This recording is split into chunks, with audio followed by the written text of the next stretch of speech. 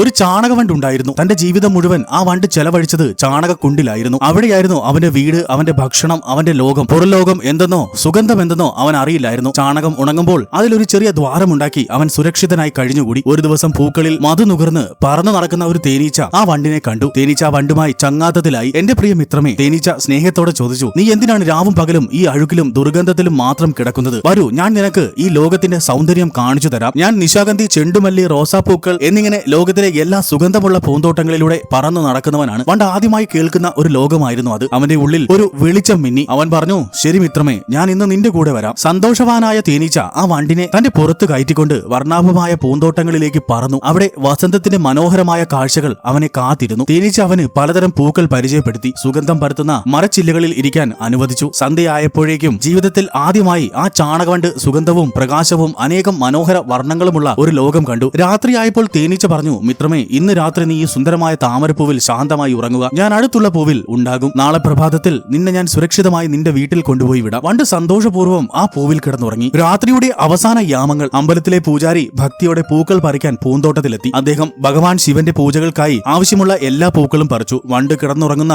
ആ പൂവും അദ്ദേഹം പറിച്ചെടുത്തു. തുടർന്ന് ആ പൂവും പൂജാരി ശ്രദ്ധയോടെ മഹാദേവന്റെ തിരുമുൻപിൽ ഭക്തിയോടെ സമർപ്പിച്ചു. പ്രഭാതത്തിന്റെ വെളിച്ചം പരന്നപ്പോൾ തേനീച്ച ഉണർന്നു. തന്റെ സുഹൃത്തിനെ കാണാനായി പറന്നു ചെന്നപ്പോൾ ആ പൂവ് അവിടെ ഉണ്ടായിരുന്നില്ല. പരിഭ്രാന്തനായ തേനീച്ച പൂന്തോട്ടം മുഴുവൻ തിരഞ്ഞു. മുകളിലും താഴെയും അടുത്തുള്ള പുൽച്ചെടികളിലും ദൂരെയുമെല്ലാം. പക്ഷേ സുഹൃത്തിനെ ഒരിടത്തും കണ്ടിരുന്നില്ല. അപ്പോൾ അവനൊരു ചിന്ത വന്നു. പൂജാരി എല്ലാ ദിവസവും അമ്പലത്തിലേക്ക് പൂക്കൾ കൊണ്ടുപോകാറുണ്ടല്ലോ, ഒരുപക്ഷെ അവൻ അവിടെ ഉണ്ടാകും. തേനീച്ച അമ്പലത്തിലേക്ക് പാഞ്ഞു ചെന്നു. എന്നാൽ അവിടെ എത്തിയപ്പോഴേക്കും ഉച്ചയായിരുന്നു. പൂജകൾ കഴിഞ്ഞ് പൂജാരി സമർപ്പിച്ച എല്ലാ പൂക്കളും അടുത്തു തന്നെയുള്ള പുണ്യ നദിയിൽ ഒഴുകിക്കളഞ്ഞു. നിരാശയോടെ തേനീച്ച പുഴയുടെ തീരത്തേക്ക് പറന്നെത്തി. പെട്ടെന്ന് ദൂരെയായി അവന്റെ സുഹൃത്ത് ആ പൂവിന്റെ മുകളിൽ ഇരുന്നുകൊണ്ട് നദിയിലൂടെ ശാന്തമായി ഒഴുകി നീങ്ങുന്നതാണ് തേനീച്ച കണ്ടത്. തേനീച്ച ഉറക്കെ കരഞ്ഞുകൊണ്ട് വിളിച്ചു പറഞ്ഞു, മിത്രമേ നിൽക്കൂ, ഞാൻ രാവിലെ മുതൽ നിന്നെ തിരയുകയായിരുന്നു. നീ എങ്ങോട്ടാണ് പോകുന്നത്? പണ്ട് ശാന്തനായിരുന്നു. അവന്റെ മുഖത്ത് ഒരു ദിവ്യമായ തേജസ് ഉണ്ടായിരുന്നു. അവൻ കൈകൂപ്പിക്കൊണ്ട് മറുപടി പറഞ്ഞു, പ്രിയ മിത്രമേ, എന്നെ ഇപ്പോൾ തടയരുത്. നിന്റെ വിശാലമായ സൗഹൃദം എന്നെ ചാണകത്തിന്റെ ദുർഗന്ധത്തിൽ നിന്ന് പുറത്തു കൊണ്ടുവന്ന് പൂക്കളുടെ ഗന്ധം കാണിച്ചു തന്നു. നിന്റെ കൂട്ടുകെട്ട് എന്നെ സാക്ഷാൽ ശ്രീ മഹാദേവന്റെ പാദങ്ങളിൽ എത്തിച്ചു. ഇപ്പോൾ ഞാൻ ഈ പുണ്യ നദിയായ ഗംഗയുടെ തീർത്ഥ ജലത്തിൽ മോക്ഷമായി ഒഴുകി നീങ്ങുകയാണ്. ഞാൻ ഇരുട്ടിൽ വേണ്ടുവോളം ജീവിച്ചു. ഇനി എന്നെ ഈ മോചനത്തിലേക്ക് ഒഴുകാൻ അനുവദിക്കൂ. സൗഹൃദത്തിന്റെ മഹിമ തിരിച്ചറിഞ്ഞ തേനീച്ച